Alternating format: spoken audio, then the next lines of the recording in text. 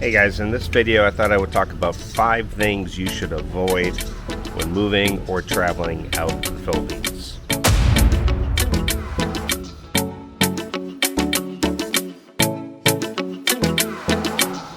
Alright, so actually I did an article on this on my written blog, which is the geointhephilippines.com. You can check that out for a bit more of a comprehensive read on it. It's probably a bit more detailed than the video.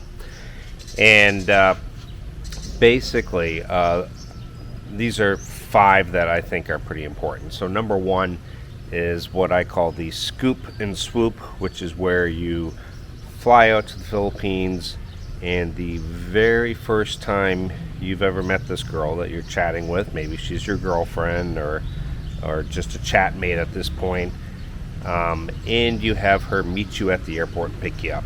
And now there are going to be some people who will say that that's worked out wonderful for them, and then a lot of times it does, and that's fantastic. But for the majority, I think that if you've come all this way, you've been traveling, and you're exhausted, you're tired, you're probably hungry, you're disheveled, you want to just get in the shower. I think before you entertain and meet somebody, easier just to get to the hotel, check in, maybe take a nap, get something to eat, take a shower, and then go out and meet in kind of a neutral location, maybe a coffee shop or something. Too many things can go wrong when you meet right at the airport. First, you're exhausted. Maybe I've literally heard from guys who have met at the airport and there's been 27 family members there, and I'm not even kidding.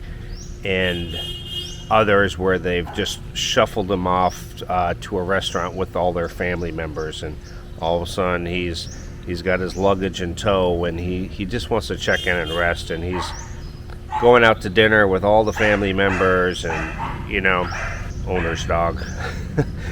So I think it's just best just to do that. And you never know, you might meet in person at the somebody's coming in and they're parking away. But yeah, you never know. You might get to the airport and or they might get to the airport and you just have no in-person chemistry whatsoever. Okay, things have calmed down again here. So, but yeah, you just never know. There might not be any in-person chemistry, even though you've chatted and you thought there was chemistry. In person's a completely different thing, so you just never know. So just be on the safe side. Meet them in a coffee shop or something, and then from there you can plan your entire trip. You just better to be a little more cautious. You just don't know what could transpire. The next couple of ones actually have to do with renting, and I think I see a big mistake with a lot of people, and that is that they come out here and they enter into these long-term leases right away.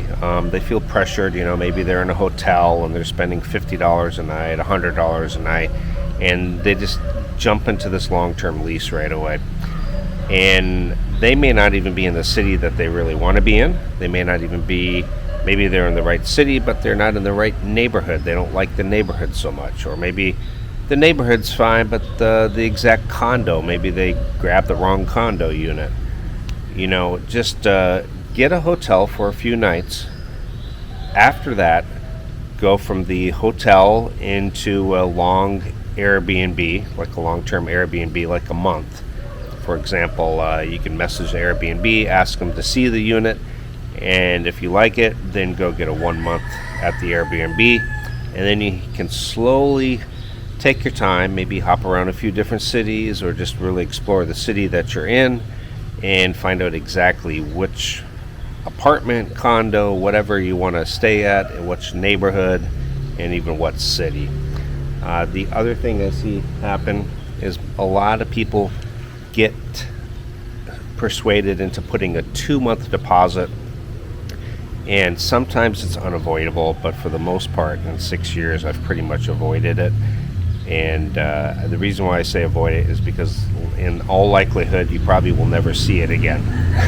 It just happens. If you have just 1 month deposit, likely you could just take that deposit and use that for electric, internet, cable, things like that.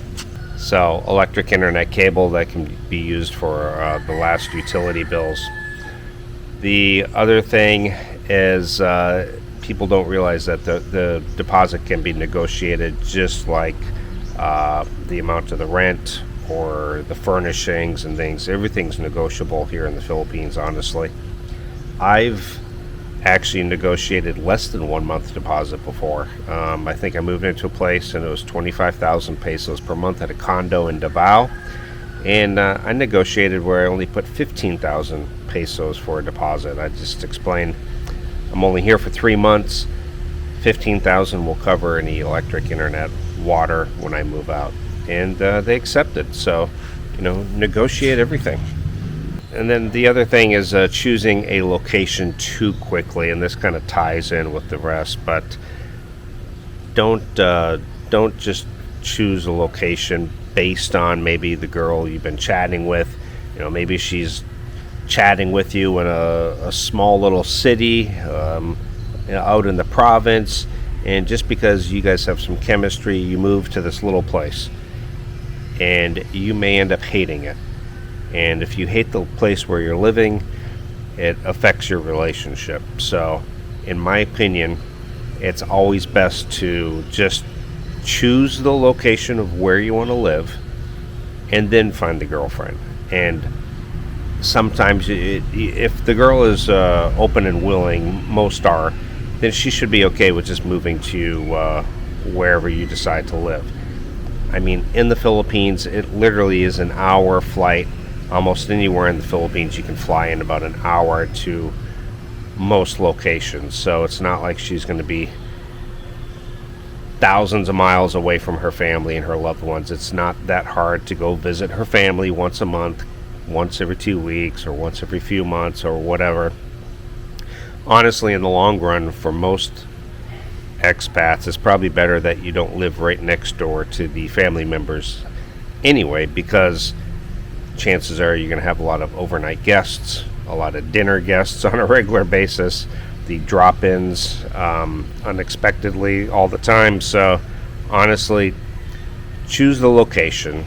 And if you're still single, honestly, I used to give out locations of where to find the best girls in the Philippines, but honestly, you could blindfold yourself, take a map of the Philippines and throw a dart, and you would find a good girl. There's a good girl to be found. By the way, for those of you who don't know, I have a Patreon, and Patreon, it's patreon.com/Geo in the Philippines.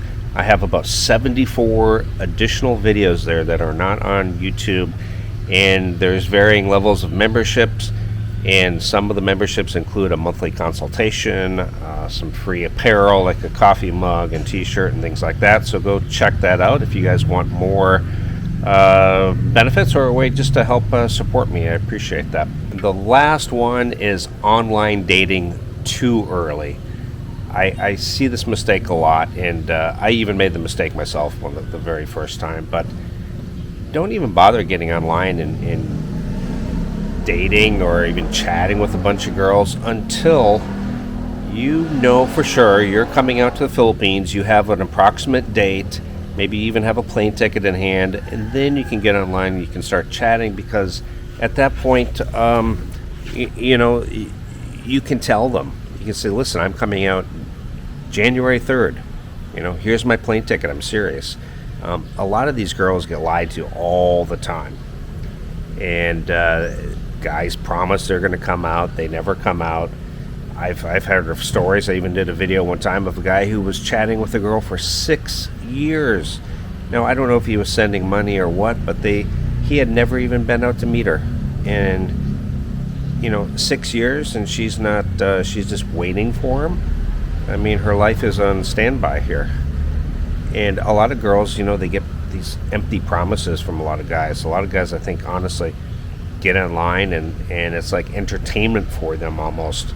They just they chat with these girls and they're like, oh, I got attention from a young, pretty Filipina.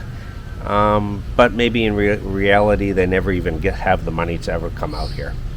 And that happens a lot. So don't even bother until you know for sure you're coming out, and and even better if you have a plane ticket in hand, maybe a few months out, then get online. If they ask you, you can tell them a date. You can even show them your ticket, and they know you are serious. And they probably at that point would stop chatting with other guys and stuff because they know you're coming and they know you're serious. And if I honestly, if I did it again and I was going to use a dating site, even though it's a little more expensive, Christian Filipino is probably the best one. You don't even really need to be Christian. It's just better quality, better screening of girls. So anyway, I appreciate everything, guys. Any questions, comments, go ahead and comment down below, and I will talk to you guys next time. Bye.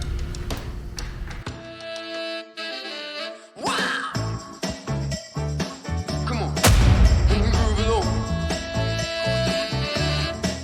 I said, baby, I know you're on a roll. Sweet honey, let's take it real.